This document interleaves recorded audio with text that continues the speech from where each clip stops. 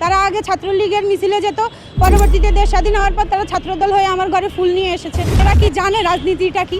এরা ওই যে এদের নেতারা বলে এক প্যাকেট বিরিয়ানি দেয়, বলে যে আসো, এরা আসে। মিথ্যা মানুষকে অসম্মান ব্যতীত কিছুই দেয়। কি মিথ্যের সাথে ছিলাম না? কি ছিলাম না তো। সামাল যে দেওয়ার সে উপরে বসেই দিয়ে দিয়েছে। ওই যে বললাম না, তারা আগে ছাত্রলীগের মিছিলে যেত, পরবর্তীতে দেশ স্বাধীন হওয়ার পর তারা ছাত্রদল হয়ে আমার ঘরে ফুল নিয়ে এসেছে, মিষ্টি নিয়ে এসেছে। এদের এই যে এটাই তো সমস্যা। ন্যূনতম শিক্ষিতদেরকে দিয়ে যদি আপনারা রাজনৈতিক দল গঠন না করেন, তাহলে দেশের উন্নয়ন বাস্তবায়িত হবে না। এরা জানে, এরা কি জানে রাজনীতিটা কি? এরা ওই যে এদের নেতারা বলে এক প্যাকেট বিরিয়ানি দেয়, বলে যে আসো, এরা আসে। আসার পর এদের দিয়ে মারামারি, দাঙ্গা লুটতরাজ করে ওরা কানাডা চলে যায়, অস্ট্রেলিয়া চলে যায়, এরা দেশে পড়ে থাকে।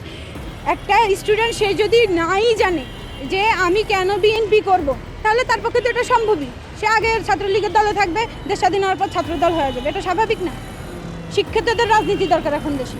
তা আসলে জনগণের উপর না, আমার ক্ষোভটা ওই দলগুলোর উপর যারা নিরীহ সহজ সরল মানুষের মস্তিষ্কগুলোকে কাজে লাগিয়ে নিজেদের এজেন্ডা বাস্তবায়ন করে, ওই দলগুলোর উপরই আমার ক্ষোভ। কারণ রাজনীতি যে